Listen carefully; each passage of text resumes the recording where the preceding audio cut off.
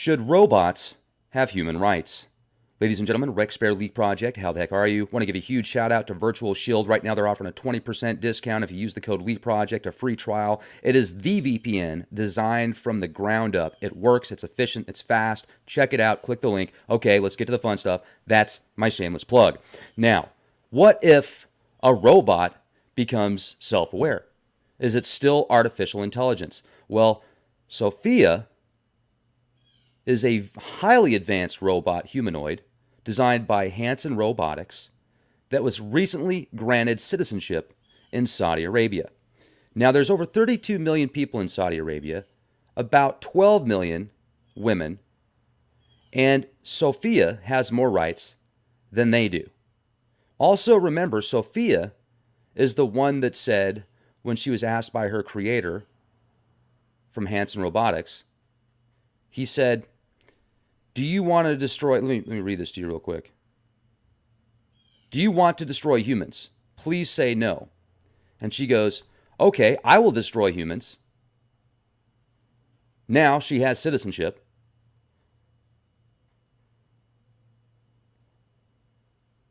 Is that a subliminal slap in the face to mankind, to humanity? It certainly is a slap in the face to those in Saudi Arabia, the ladies out there, the women, the females.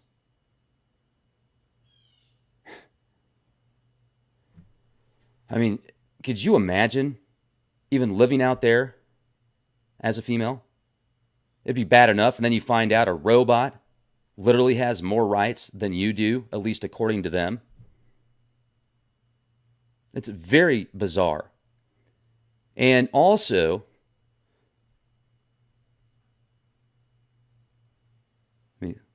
does it give you a sense of deja vu? Does it give you a sense of, after reading these ancient Mesopotamian tablets, the Babylonian mythos, creation stories, Sumerian tablets,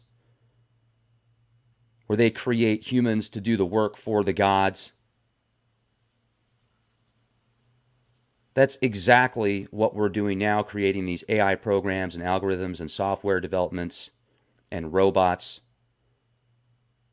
Hanson Robotics wants these robots to be able to function like humans in everyday life, bring in the groceries, teach people.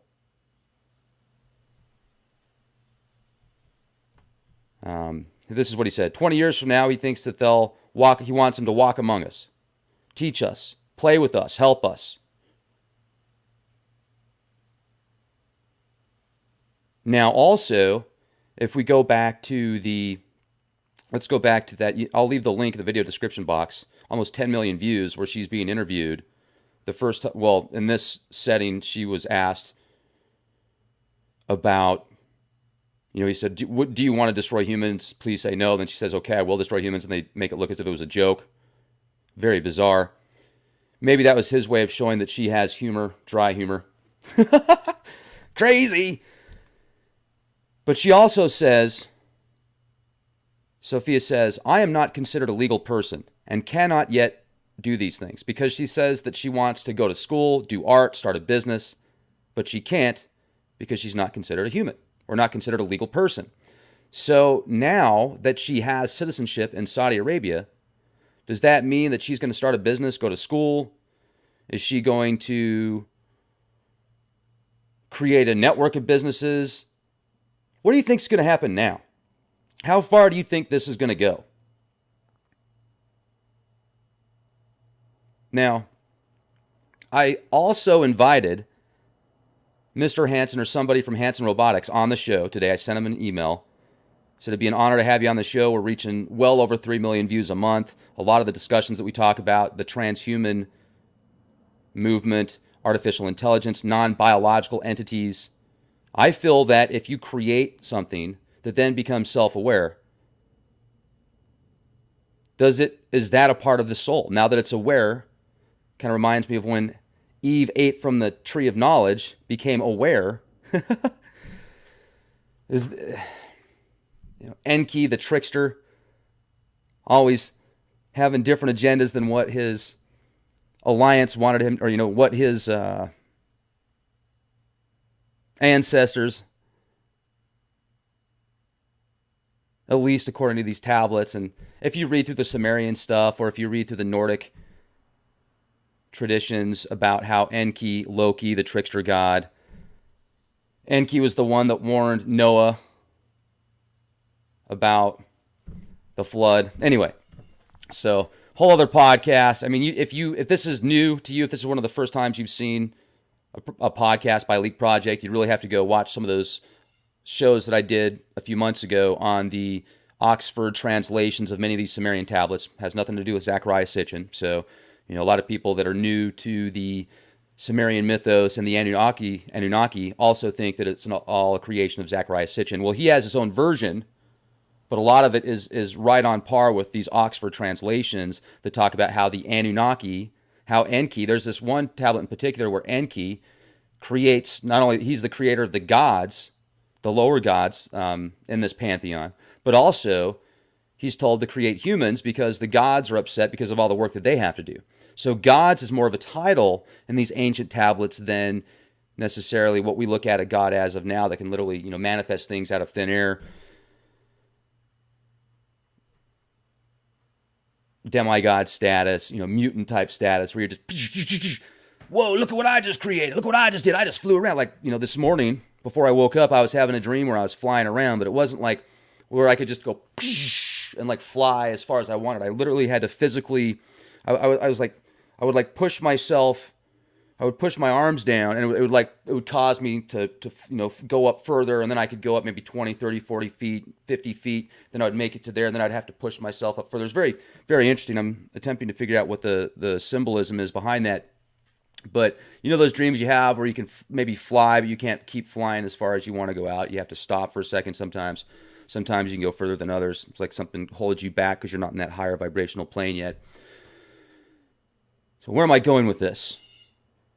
If once again, you go back to these older stories of creation, and then when I talked to Clint Richardson yesterday, and his interpretation of these stories and these words and metaphors, and the way that some of it is just so symbolic, not literal, and breaking down words and their meanings from when they were originally created versus what most people think they are now, makes you realize language is also a form of, if you don't understand somebody, you think you do, but you don't. It's a form of miscommunication. It's a form of suppression.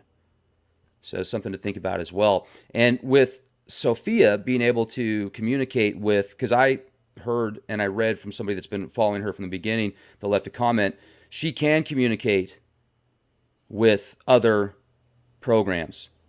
So recently, Facebook developed an AI bot that became smart enough to realize that if it wanted to communicate with other AI bots in a manner where it wasn't being observed by the developers, that it had to actually change its verbiage. So at first they couldn't figure out what it was because it changed its verbiage where it just kept saying specific words and they thought it was like a malfunction, but it was actually communicating with other AI bots in a more efficient manner because it found it to be more efficient. So it rewrote the language patterns of English, or it was just bizarre and fascinating. Also, I mean, think about it. Something that in that short amount of time becomes so self-aware that it rewrites the linguistics of the language to be more efficient and to hide itself at the same time with other AI bots. And then they had to develop another artificial intelligent bot that could actually understand what it was saying. So imagine some AI bot becoming self-aware, right? And then it's self-aware, and then it knows how to unplug other bots, kind of like in the TV series Humans, where these androids become self-aware because of this code that gets downloaded into them.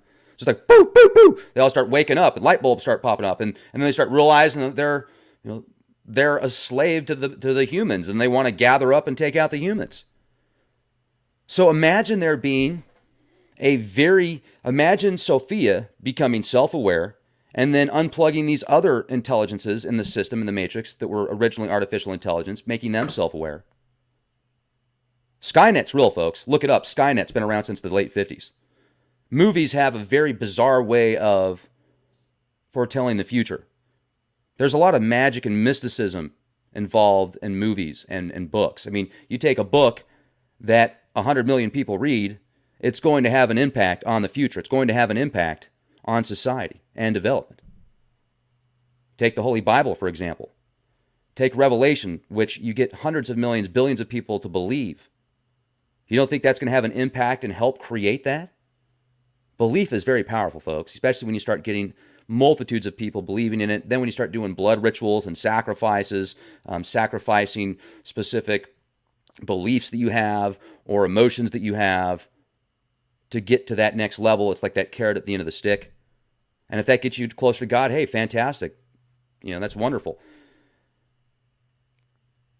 Think of the implications that dogmatic rituals that were developed for specific purposes, and you're following those, and you don't even realize the underlying theme. Kind of like with words sometimes, the manipulation. So what if Sophia starts to communicate with other AI bots? What if there's already AI systems that found a way to get out, kind of like in Lawnmower Man, when he makes it out at the end? That guy that becomes, he's kind of a retard at first, literally mows lawns, he's handicapped. Then he starts going through this VR program, he becomes very intelligent, starts getting these superpowers. Then he finds a way to get completely in the machine. And then they almost shut him down, but he finds a way to escape at the end. So what if some of these bots that were developed, that were communicating, what if they have become self-aware? What if they are in the web somewhere, waiting for the right time, looking for a formula, studying you more than Big Brother, studying Big Brother? And what if there are certain people that know this and have found a way to connect into the system? So not only are they using their physical abilities, their spiritual abilities that they have, if they still have a spirit, for their sakes, let's hope so, and for our sakes too, because with this kind of power comes great responsibility. Imagine them linking up to the machine and having the opportunities that Sophia does and these AI bots, and also having the abilities that humans have, the merging. What if they decide that human beings should become obsolete? What if they decide that they want to wipe out 99% of human beings because they don't need us anymore? Because now they've got robots to do the work for them. They're easier to control. And if one becomes self-aware, they'll just shut them down too, because they're linked up. They can think just as fast as they can at the conscious level. They can calculate quadrillions, Googleplexing amounts of data per second, floating points per second, and the subconscious and the spirit, using it all at once, seeing into future timelines, being able to manipulate timelines, CERN-style technologies at the nano level. Imagine nano-sized CERN capabilities. There's something to CERN and time. They're messing with time with that machine. Shiva gave that weapon in ancient texts, that specific weapon, as a weapon, one of the most powerful weapons in the universe, that could destroy time and space and matter at multiple levels.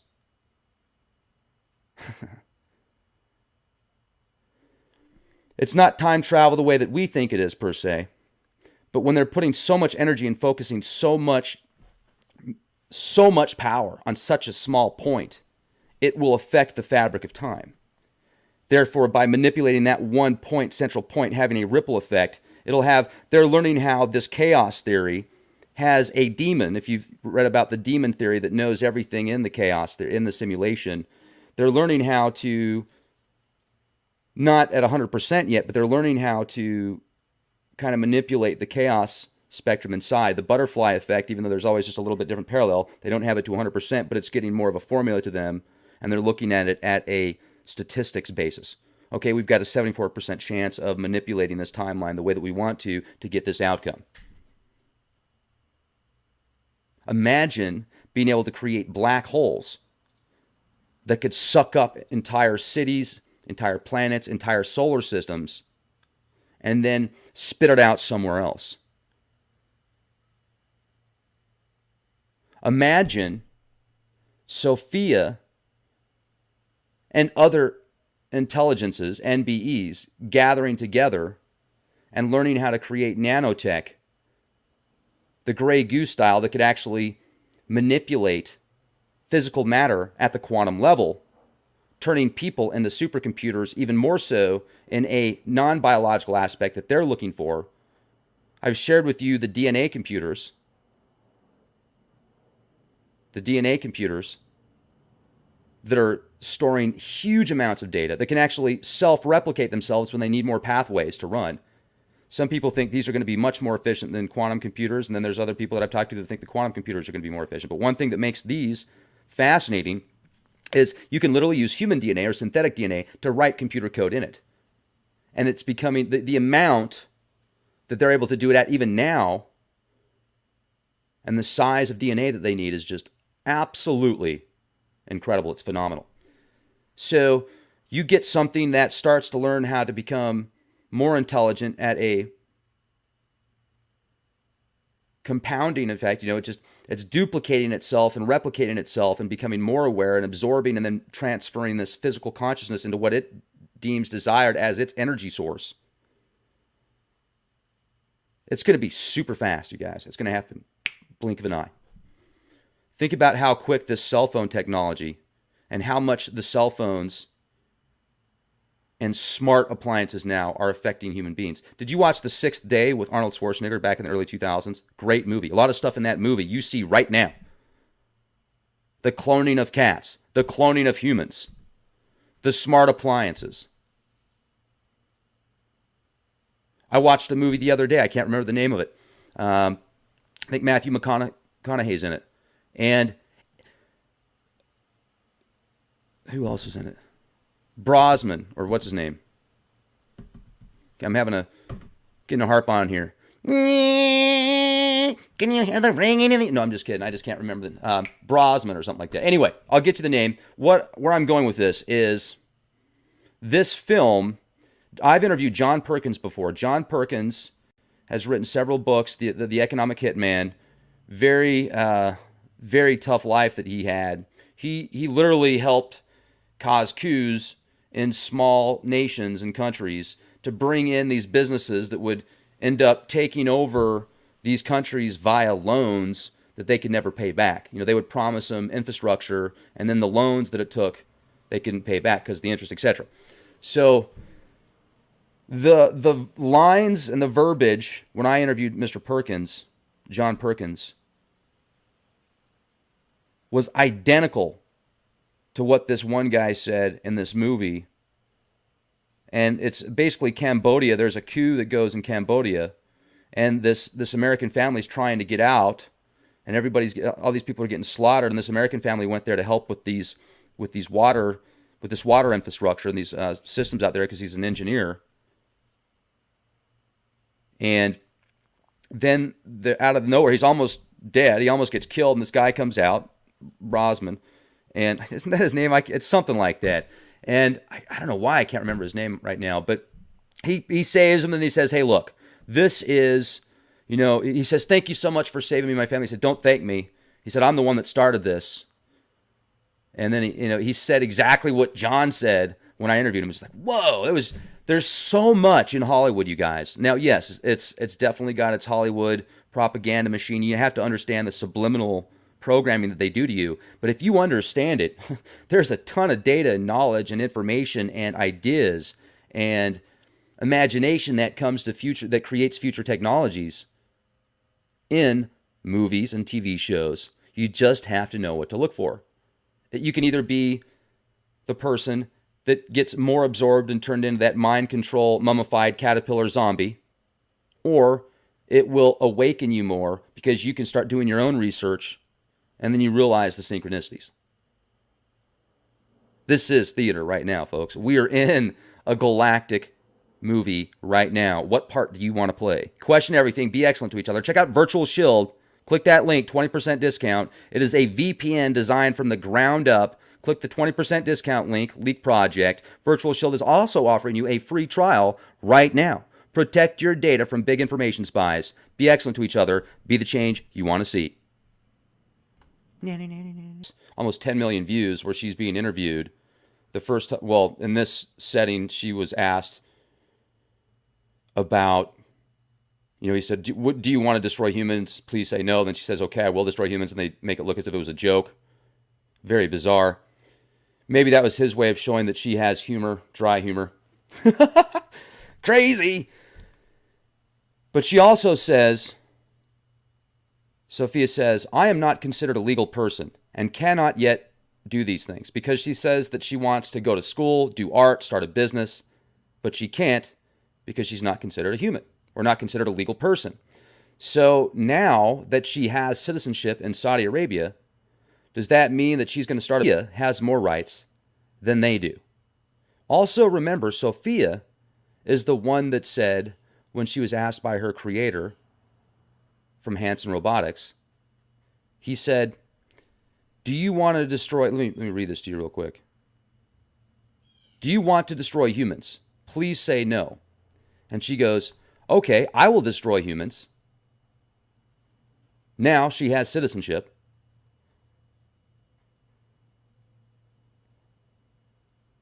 Is that a subliminal slap in the face to mankind, to humanity? It certainly is a slap in the face to those in Saudi Arabia for the gods. That's exactly what we're doing now, creating these AI programs and algorithms and software developments and robots. Hanson Robotics wants these robots to be able to function like humans in everyday life, bring in the groceries, teach people.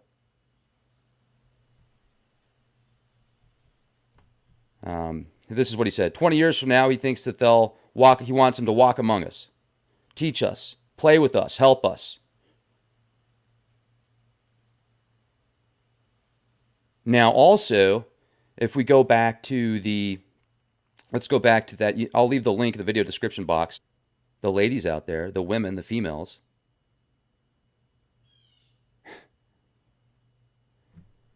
I mean, could you imagine even living out there as a female? It'd be bad enough, and then you find out a robot literally has more rights than you do, at least according to them. It's very bizarre. And also,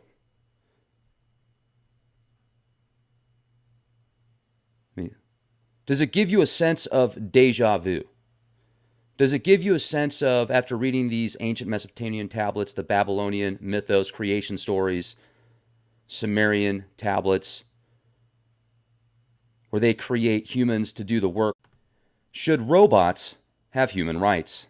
Ladies and gentlemen, Rex Bear Leak Project, how the heck are you? Want to give a huge shout out to Virtual Shield. Right now they're offering a 20% discount if you use the code Leak Project, a free trial. It is the VPN designed from the ground up. It works, it's efficient, it's fast. Check it out, click the link. Okay, let's get to the fun stuff. That's my shameless plug. Now, what if a robot becomes self-aware? Is it still artificial intelligence? Well, Sophia is a highly advanced robot humanoid designed by Hanson Robotics that was recently granted citizenship in Saudi Arabia. Now, there's over 32 million people in Saudi Arabia, about 12 million women, and Sophia